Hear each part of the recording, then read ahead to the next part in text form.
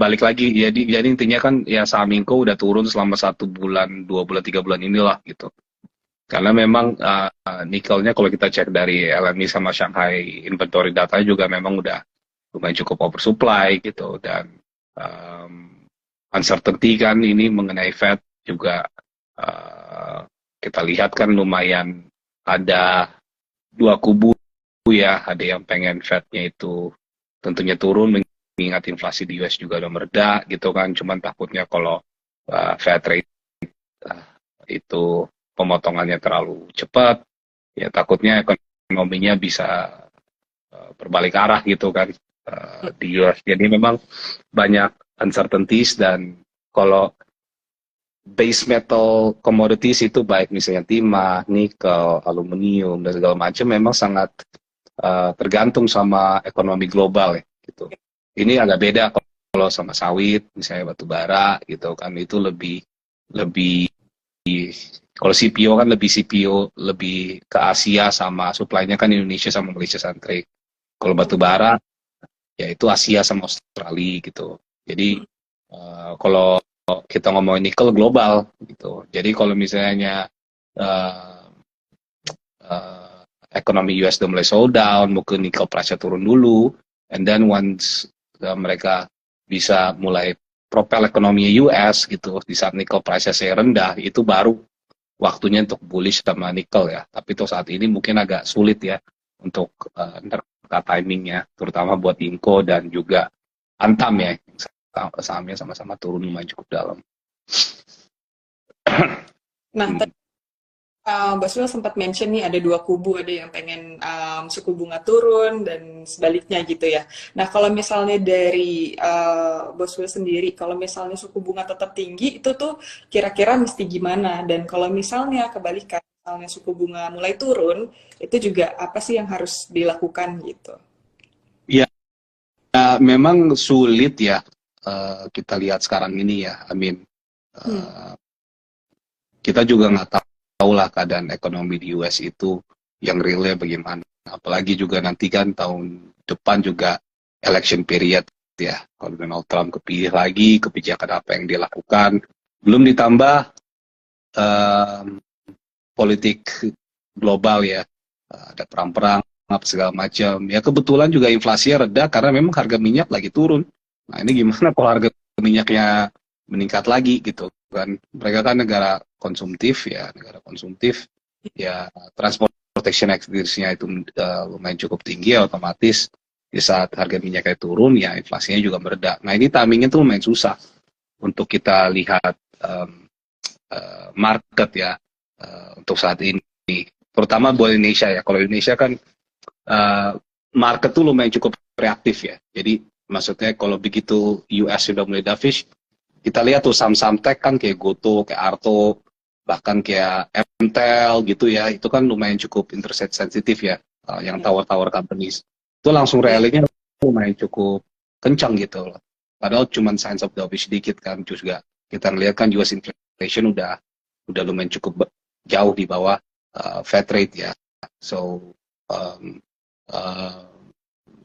timingnya itu kita nggak tahu gitu, kalau misalnya marketnya berbalik arah, apakah kita harus defensif, apakah kita harus lebih agresif ke interest rate sensitive stocks. Makanya menurut saya sih untuk market ini, karena ini sekarang marketnya juga udah lama ya sideways ya, rangingnya 6.700, 7.000, 6.800 turun ke 66, naik lagi 7.000. Menurut saya penting juga untuk diversifikasi basket investasi kita. Kalau kita memang basketnya itu basket equity ya, jadi masuknya ada bisa beberapa yang high beta stocks. Saya juga cari saham itu yang bottom up story ya, yang ada story-nya yang nggak begitu dampak sama makroekonomi gitu, yang ada story-nya, yang relatively under own gitu, yang itu juga bisa dilihat juga. Mungkin nge-balance juga sama saham yang dividend yield-nya tinggi, apalagi kalau misalnya dia consumer staples ya, contohnya misalnya kayak MSP Gudang Garam gitu ya. Ya ini kan lagi pemilu ya, so misalnya kalau bansos, ada social support, ya semestinya daya beli itu meningkat, otomatis daya beli meningkat, ya orang mungkin lebih banyak keluar dan otomatis juga mungkin ada uang buat ngerokok juga gitu ya. Karena kan juga misalnya gini, rokok kan cukanya naik, apa segala macam yang kita dengar dari lapangan kan juga cukai yang rokok yang nggak bayar cukai ya, atau legal cigarettes itu juga pasti meningkat, walaupun kita nggak punya datanya ya.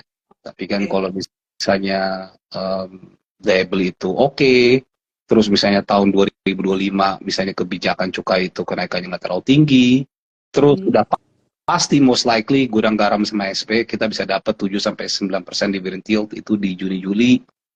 Valuasinya sangat murah, gudang garam cuma 8 kali PE, HMSP cuma 12 kali PE, which is itu market PE aja 12-13 kali PE, dan ini consumer stable, dividend yield gede, free cash flow bagus, balance sheet very strong. Terus juga si HMSP punya story IQOS tuh, IQOS kan itu R&D-nya more than $10 billion kalau nggak salah, tuh si Philip Morris International ngelakuin. Indonesia will be the biggest market, katanya tahun 2030 yang IQOS segala macam ini ada kemungkinan bisa 50% dari volumenya HMSP. I mean, looking at valuations, looking at story segala macam, dividend yang mungkin didapetin, it's a good bet gitu kan untuk beli saham HMSP gitu. Entah naiknya gimana, ya mungkin another kayak 10-15% upside bisa gitu. Tapi yang bisa saya jelasin ya safe, karena sahamnya udah turun cukup dalam gitu. Kalau saham yang udah naiknya kencang, udah terlalu well distributed, ada perubahan makro sedikit, pelemahan rupiah dan negative news, sahamnya itu jittery, karena perlu diketahui market itu sideways, new money di market kita tuh nggak banyak, ya kan. Asingnya sempat kencang masuk, asing selama berapa 2-3 bulan ini harusnya keluarnya lumayan kan. Jadi ya kita mesti kalau yang bottom up, selain juga fundamentalnya oke, segala macam, kalau marketnya sideways gini, kita juga perlu cari saham memang yang bottomnya itu nggak terlalu, bottomnya kelihatan, jangan terlalu liquid dan udah terlalu at peak cycle ya, menurut saya sih. Cuman ini kan sekarang, kita nggak tahu nih 6 bulan lagi, 8 bulan lagi gimana. Karena bisa aja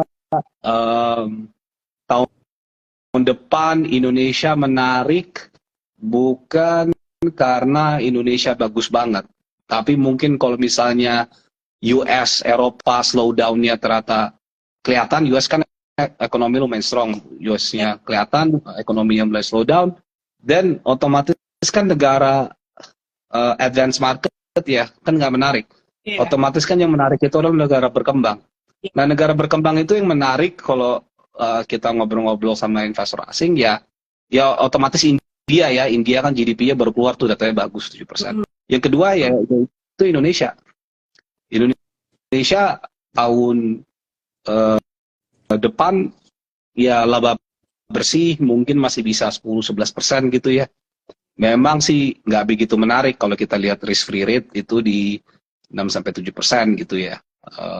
Tapi kalau kita bisa nyari saham yang grow labanya 10% dan itu resikonya kecil, dividend yield bisa 5%-6%, kan lumayan dapat 16%, 17%. Oke. Gitu. Oke.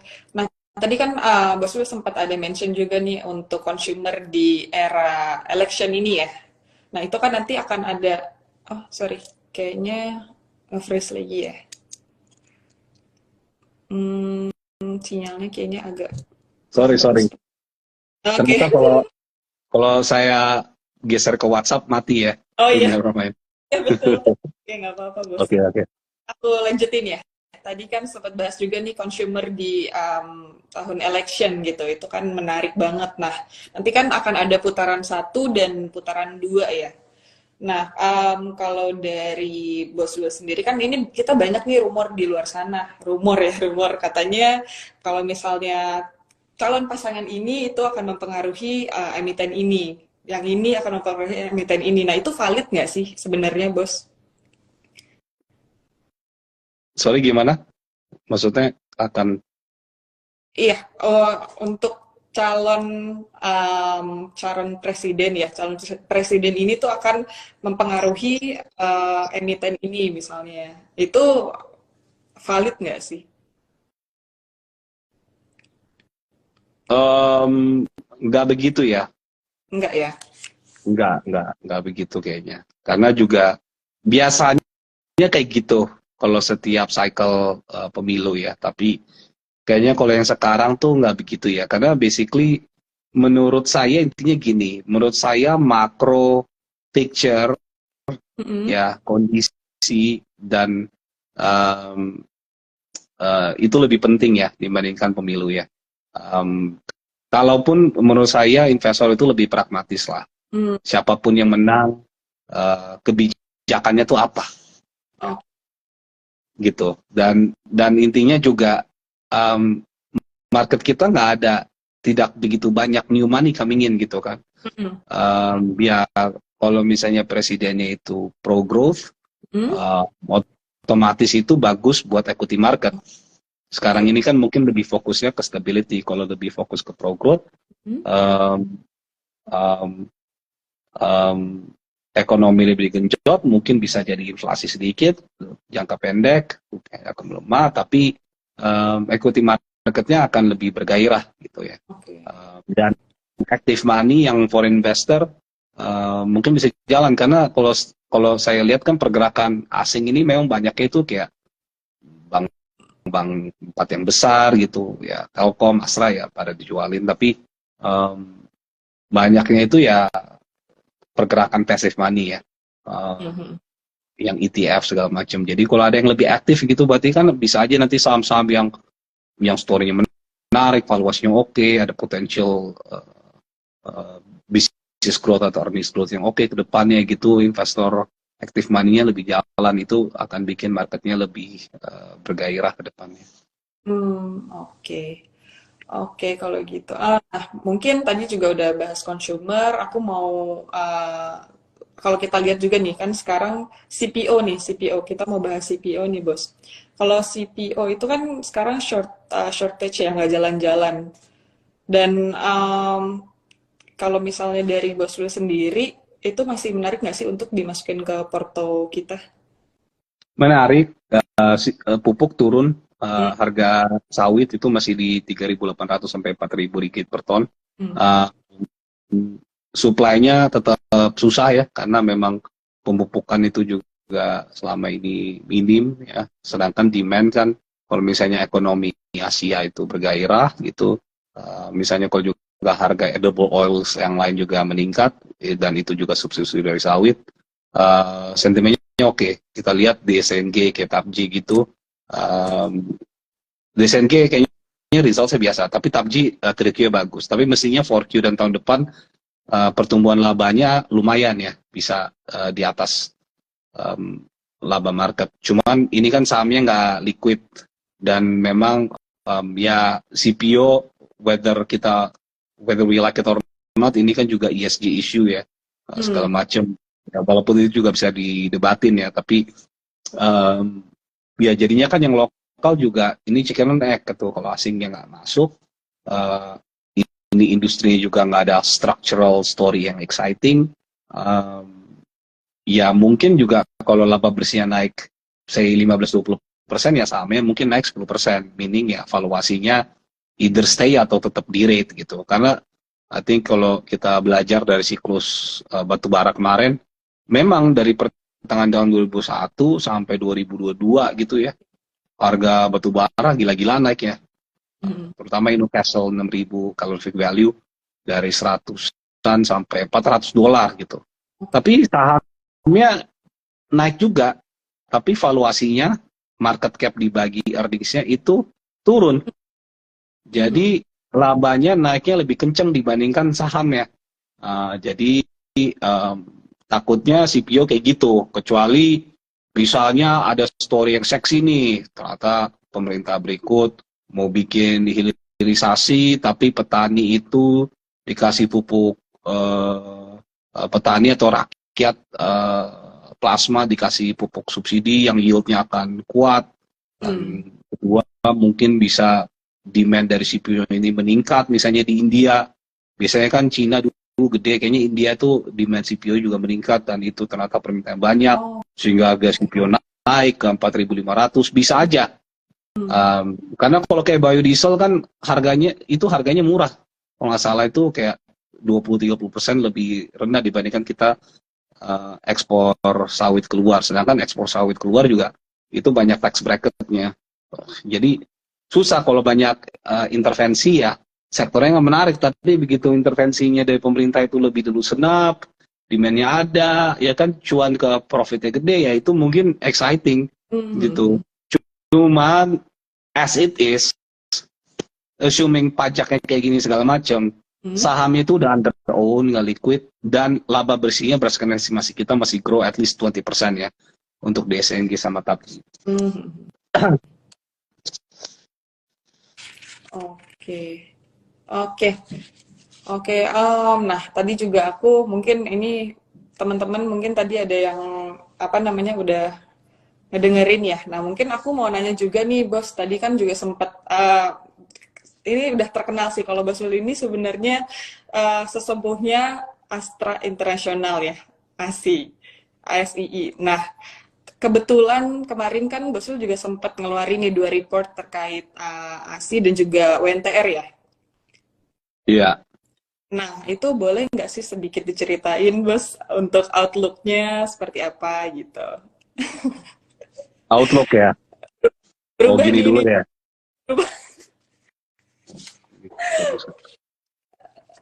Nah, ini bagus nih kayaknya yang ini.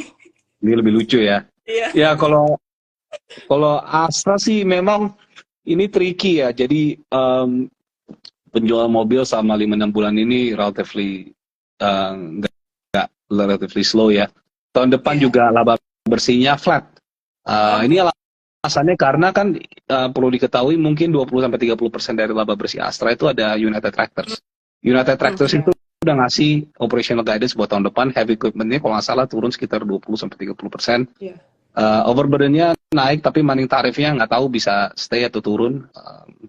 So earnings growth-nya tahun depan itu mungkin bisa turun 20%, itu dampaknya ke Astra lumayan cukup besar. Automotive sales itu ya kalau ekonomi kita nggak terlalu kencang ya, apalagi kan kita lihat ekonomi kita lumayan cukup K-shaped ya. Ya rakyat paling bawah ya lagi susah, yang atas juga ya mungkin gapnya jauh lah intinya.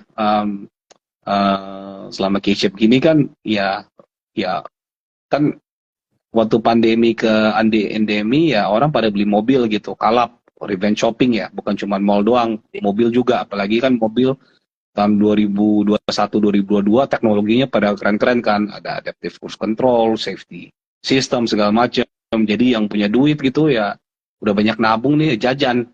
Tapi kan ya orang yang punya duit itu aja. Ujung-ujungnya kan harus masyarakat yang middle gitu yang beli LCGC, beli mobil operasional. Tapi juga sekarang masalahnya mobil udah selama 2,5 tahun ini naik sekitar 25% gitu. Ya udah kemahalan. Kalau Avanza dulu 190 juta, sekarang Avanza Veloz berapa 300 juta, 310.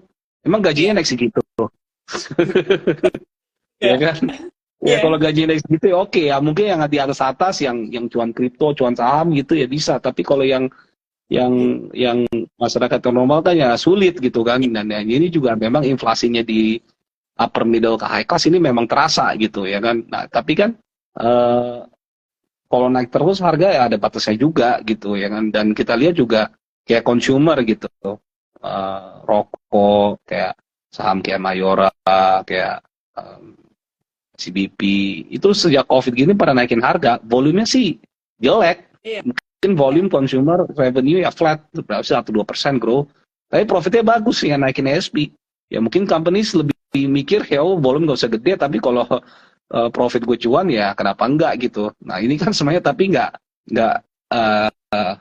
menggambarkan kegairahan ekonomi juga kan. We need volume, and volume itu kan is indicator of memang beli itu oke gitu. Ya M1 money, M1 supply, M2 supply itu juga lagi kurang, dan lagi election period juga orang beli mobil kan nahan dulu ya. Dan kedua juga walaupun dibilang suku bunga turun atau apa, tapi ada juga yang mikir, wah nanti Indonesia bisa inflasi nih. Karena kan datanya ya sekarang inflasi berapa sih? 2-3% gitu ya.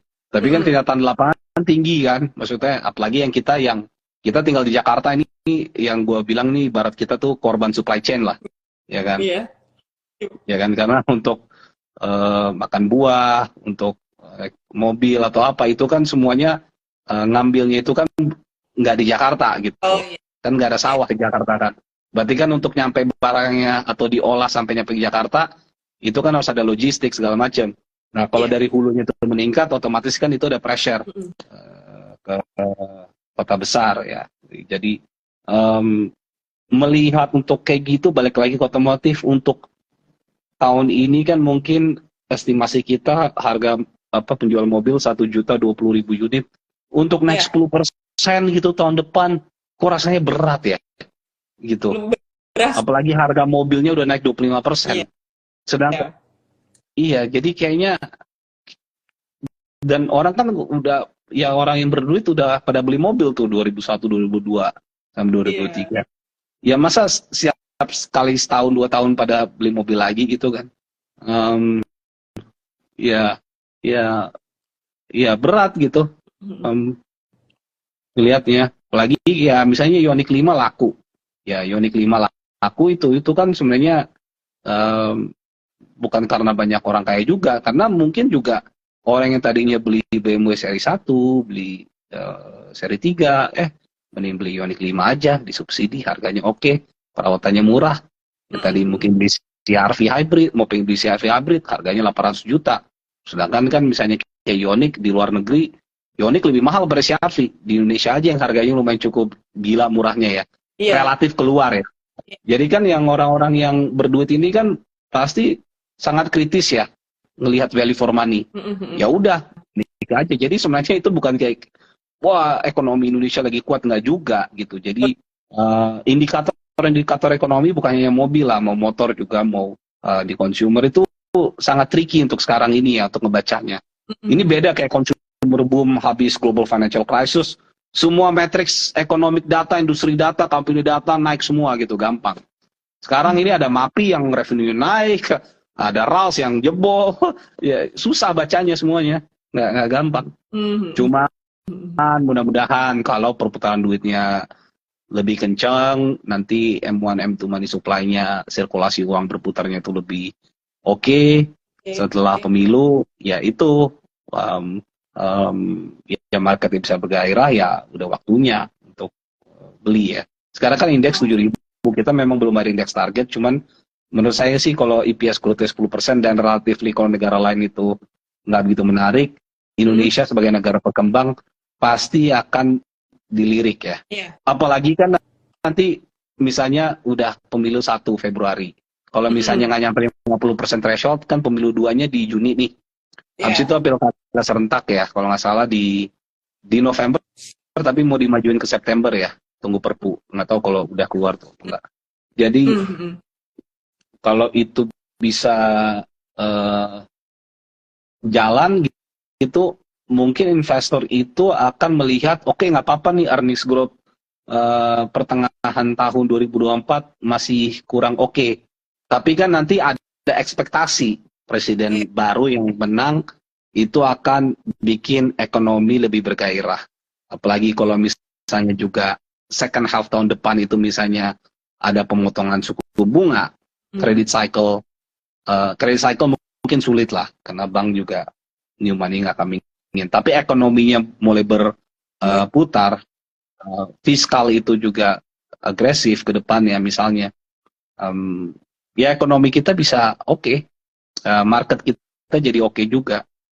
Otomatis Astra juga oke. Jadi, nah Astra juga sekarang kan harga berapa sih? 5.600, 5.700 udah underperform ya. Pokoknya yang stok-stok yang gede tuh kayak Astra Telkom itu kan underperform ya. Kalau bank-bank masih solid lah, selama memang laba bersihnya solid. It may reverse, tapi nggak tahu kalau Astranya akan diuntungkan. Jadi misalnya kalau 56 ini naik ke 65 bisa banget. Tapi ini lebih bersifat flow tactical ya. Bukan ada structural fundamental bisa 7.000, 8.000, enggak. Astra is Astra. Laba homset itu 200 triliun, udah kegedean. Mau bisnis inisiatif apapun dilakukan, saya dapat 1T, 2T, ya itu masih 1-2% gitu dari revenue-nya. Udah kegedean bisnisnya. Setengah dari mobil yang ada kita lihat di Indonesia ini Astra semua udah. Toyota. Gitu. Oke. Nah, mungkin kan tadi ya Bos Wil udah ngasih lihatlah sedikit outlook-nya juga ya untuk tahun depan itu tadi udah ada hint-hint juga tuh kira-kira akan seperti apa. Nah, untuk mungkin strateginya untuk di bulan Desember ini dulu deh, Bos. Kira-kira gimana nih untuk teman-teman semua strateginya di akhir tahun ini ya? Biasanya tiap tahun itu Santa Claus ada ya. Biasanya salad dressing, window dressing, canda dikit ya. Biasanya window dressing itu ada, tapi untuk tahun ini kayaknya kalau kita lihat cash level bisa aja ada, dan ini kan marketnya udah naik juga ya dari 6.708 sekarang udah 7.000 ya. Cuman nggak akan terlalu signifikan banget sih, karena juga sekarang kan udah hampir di Desember ya, kan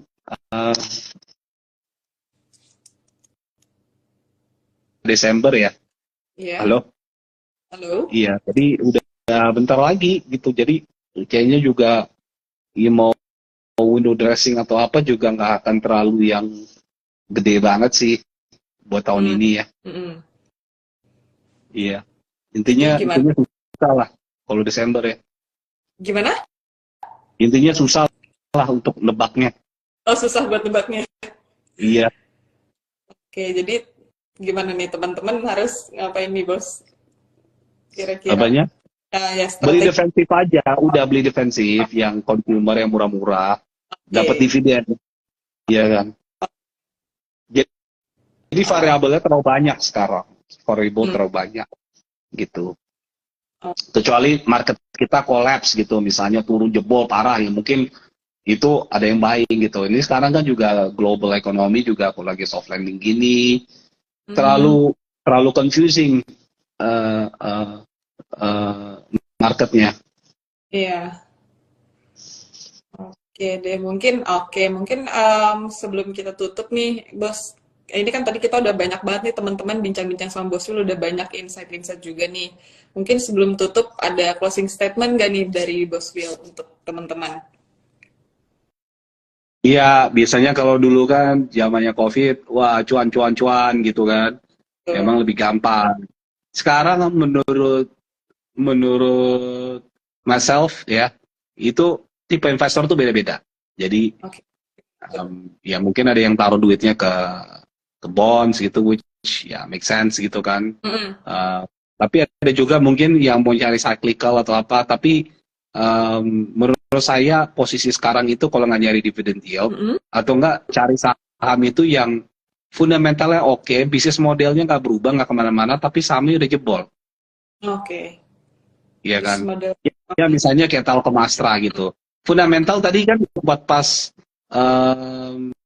saya jelasin nggak menarik kan? Fundamental.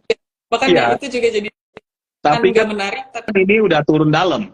Sahamnya udah naik terlalu kencang, ya lebih berhati-hati. Kenapa? Karena new money nggak coming in gitu.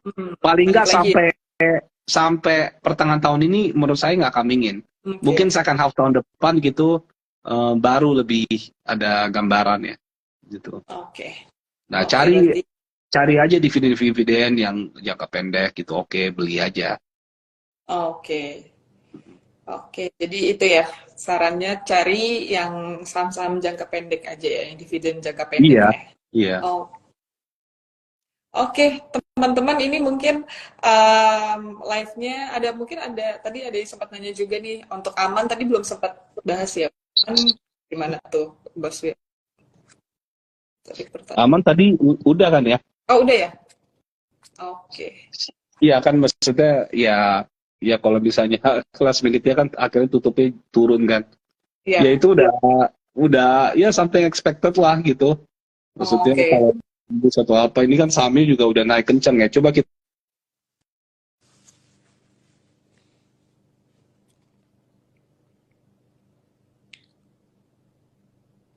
Kayaknya sinyalnya guys agak ini ya.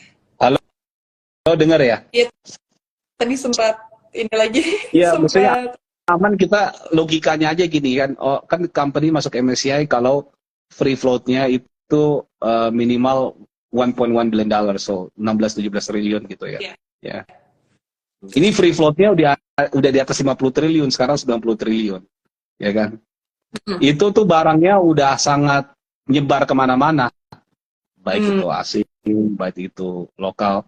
Kalau kita cek itu aja, coba you cek ke RTI selama 3 bulan ini, foreign-nya yang beli siapa aja. Oke. Cek aja, gitu. Berarti itu kan sebenarnya udah di price in. Smart money foreign-nya udah masuk. Kalau smart money foreign-nya udah masuk, ya kan, begitu announcement, ya logika kita itu udah ada sebagian di price in apa enggak? Ya, gitu. Iya. Oke, kalau gitu mungkin Jadi kalau udah misalnya ada MSCI masuk, announcement, ada balancing, money inflow iya, tapi outflow-nya juga emang bisa dikontrol, outflow-nya kan enggak kan? Gitu, jadi. Oke. Ada lagi mungkin Bos Will yang ingin di-share ke teman-teman? Iya, jangan lupa tetap lihat commodity. Dilihat aja. Kayak Inco, Antam, MDKA, apa segala macam. Bahkan INKP yang sahamnya udah jebol. Dilihat dulu. Karena kita nggak tahu global ekonominya once sudah mulai ternyata ada interest rate cycle-nya berubah ya, udah mulai dovish atau apa. Terus misalnya kalau ternyata kisruh geopolitik masih ada, terus di XY-nya juga trennya itu ke bawah, itu commodity cycle-nya mungkin masih bisa bergairah lagi. Tapi kan ini turun terus nih, yang nikel-nikelan terutama kan. Yeah. Nah itu waktunya untuk ada strategi kapan nampungnya harus dipikirin. Oke. Iya. Jadi ya intinya gitu, cari dividen, sama cari saham itu yang udah di-press. Oke, cari saham yang udah di-press ya. Iya. Oke, kalau gitu mungkin itu aja dari Bos Will ya. Iya. Oke, thank you sebelumnya ya Bos Will udah mau hadir di Market Talk kita di hari ini. Mungkin untuk teman-teman tadi udah kan dapat masukan pandangan nih dari berbagai macam sektor nih. Untuk teman-teman yang nggak mau ketinggalan update terkait market, jangan lupa nonton juga Market Talk IG Live itu setiap Senin sampai Kamis di jam 8 malam.